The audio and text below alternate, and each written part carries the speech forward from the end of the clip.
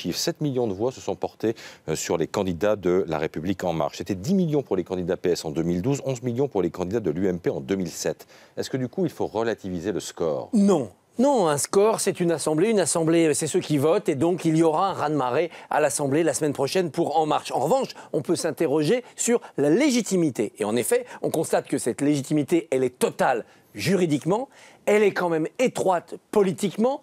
8 millions de voix sur Macron au premier tour, 24% seulement, des exprimés, même pas des inscrits, et là 7 millions de voix. Et puis, elle est psychologiquement friable, cette majorité. On sent bien qu'entre la nouveauté, le rafraîchissement, le renouvellement, l'inexpérience, et de l'autre, le chèque en blanc fait à Macron, les Français ont choisi un risque. Ce risque, Macron en sera responsable, donc au risque psychologique pour lui. Alors la cause, c'est l'abstention. Est-ce qu'il faut s'inquiéter de cette abstention? Il faut s'inquiéter pour l'Assemblée nationale. Elle ne représente plus rien. Les gens n'ont pas voté pour des idées, ils n'ont même pas voté pour des gens, ils ont voté pour des étiquettes dimanche. Où est le candidat Macron? C'est lequel? Je le prends, je le mets dans l'urne. Ça montre bien que l'Assemblée nationale traverse une crise formidable. Si on veut sauver la partie parlementaire du régime, Monsieur le Président, vous devez faire la 6e République, vous devez faire une réforme profonde avec, par exemple, la suppression du Sénat, qu'on peut fusionner comme une chambre des sages avec le Conseil économique et social, avec le scrutin uninominal majoritaire à un tour pour les députés. On vote. Et puis celui qui arrive en tête, il est élu. Pas de deuxième tour, pas de désistement, pas de combination. Et puis peut-être qu'on pourrait voter aussi pour les députés